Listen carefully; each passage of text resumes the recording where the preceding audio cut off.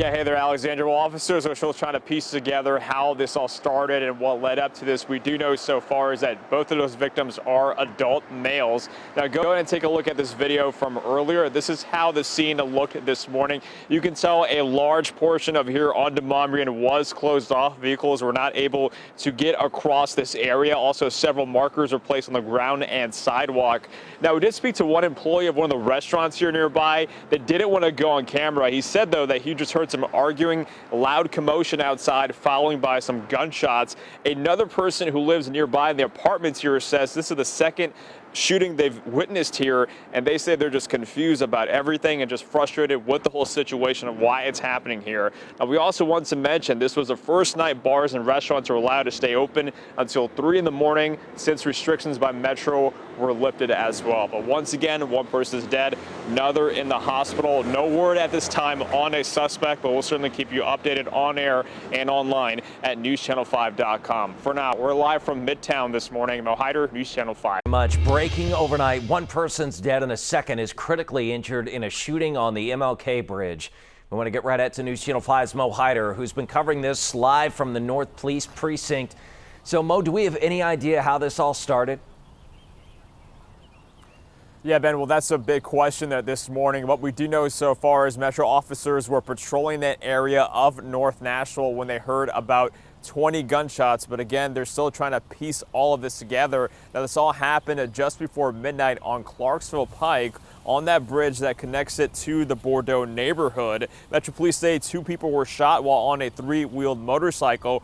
Both victims were sent to Vanderbilt with critical injuries. Again, we can confirm one has died. There are no witnesses at this time. Police were, however, able to find several shell casings on the ground on the Clarksville Pike Bridge that goes into that Bordeaux neighborhood. This morning, will he stay or will he go? There are calls for police reform in Nashville, and those include several Metro Council members asking for the police chief's resignation.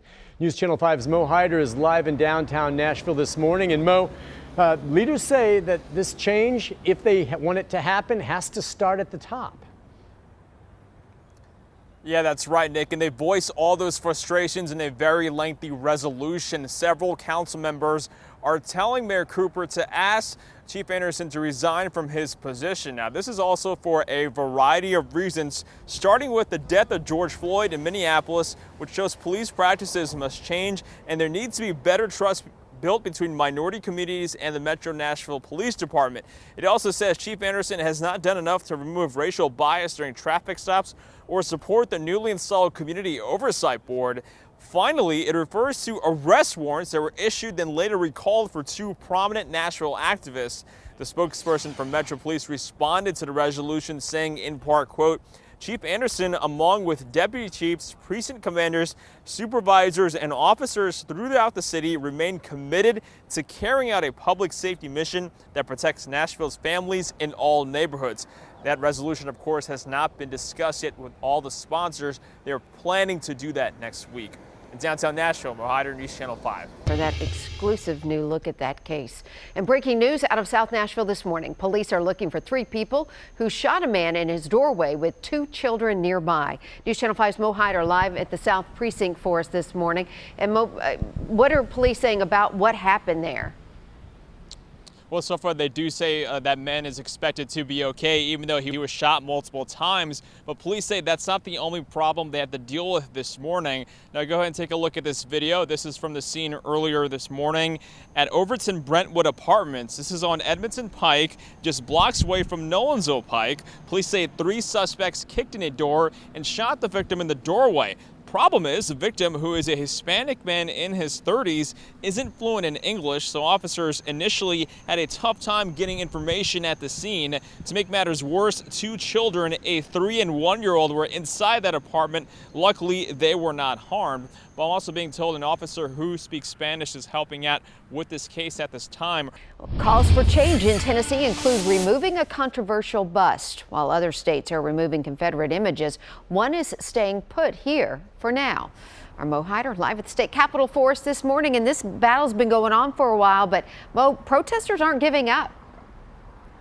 Yeah, this battle and this controversy that you're talking about, Amy, is about Nathan Bedford Forrest. His bus is inside that state capitol. Of course, a former KKK leader. This is not sitting well with a lot of people, so they're organizing a rally today calling for its removal. Now, a lot of this controversy started yesterday when lawmakers took up the issue, eventually voted against removing it. Vote came as legislation also to stop making July 13th Nathan Bedford Forrest Day also passed a hurdle in the House.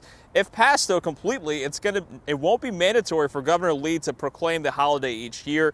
While some lawmakers feel honoring the Confederate general is part of the state's history, others say it's just a sign of racial inequality here in Tennessee.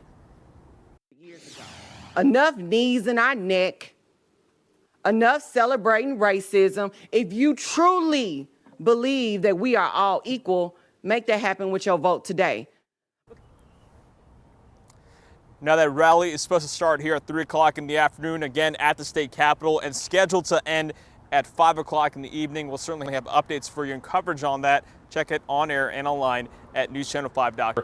I spoke to one tenant just a little while ago. She tells me her and several others had to evacuate because of that flooding that you're seeing right here. This is the first floor bridge right behind me where some of the railings and the fence were knocked over from that damage. Now, it doesn't stop there. The worst part to my right over here at this building across from me where I'm standing, that is the first floor. I'm being told by a tenant who lives here that several people had to be evacuated, and you can see why. There are broken windows, some of the walls even broken down, some of the screen doors even collapsed on the side, some of the electrical units outside as well broken, debris scattered throughout the area. Take a look right behind me what we're seeing here. You can see search and rescue crews are on scene investigating that gray vehicle stuck in that water you see there. At this point, we're not being told if anyone is inside, but given how much flooding we've seen overnight and this morning, on top of how fast that water is moving, that car is in a dangerous location.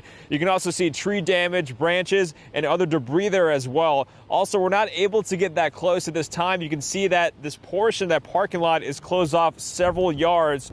Yeah, that's right, Aaron. This is really certainly making matters worse. So many small business owners that we spoke with say they're just really concerned about their future. Now, just take a look at video from yesterday. You can see multiple businesses were impacted by this and hit hard yesterday. Just throughout the area, you can see the streets filled with debris and shrapnel, leaving business owners with so much uncertainty about their livelihood in particular. What made matters worse is some we spoke with say because of how dangerous it was and the roadblocks here, they could not get close enough to see how bad the damage was. Peter Gibson, for example, who owns Pride and Glory Tattoo on 2nd Avenue, says the RV exploded right next to his shop. He says he and others just fear the worst and wonder what's going to happen next. He says what makes this tragedy harder is how much he enjoys what he does.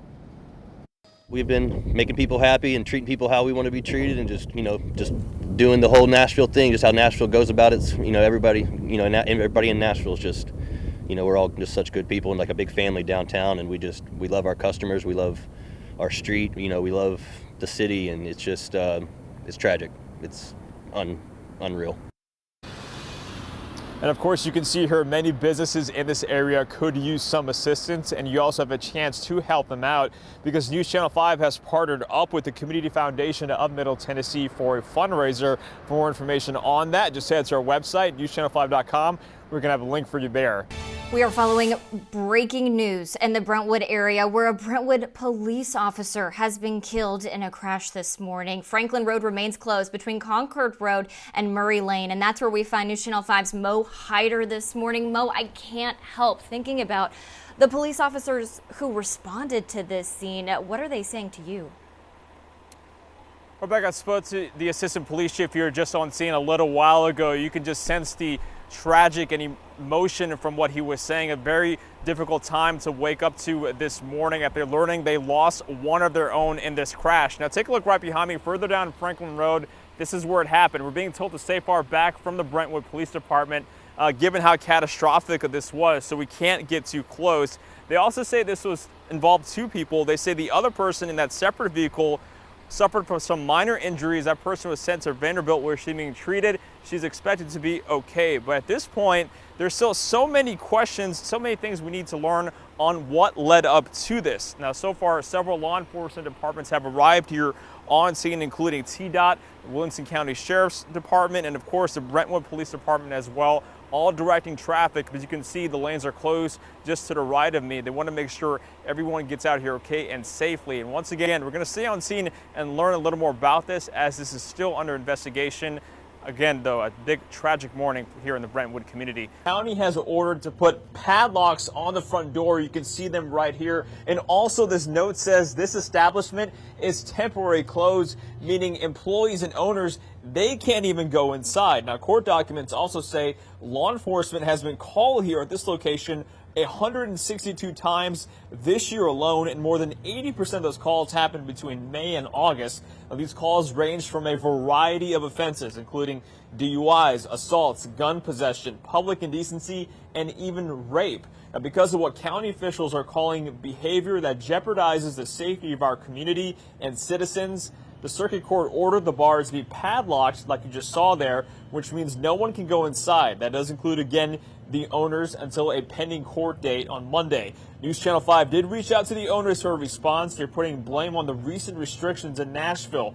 In a statement, they say, quote, "Most of this situation has been caused by Metro Nashville, restricted displays and patrons of Franklin. Tin Roof has been a good corporate citizen involved in charities and has always abided by ABC and Beard Board restrictions. We're prepared to present plans to prevent uptick in criminal activity outside of Tin Roof premises."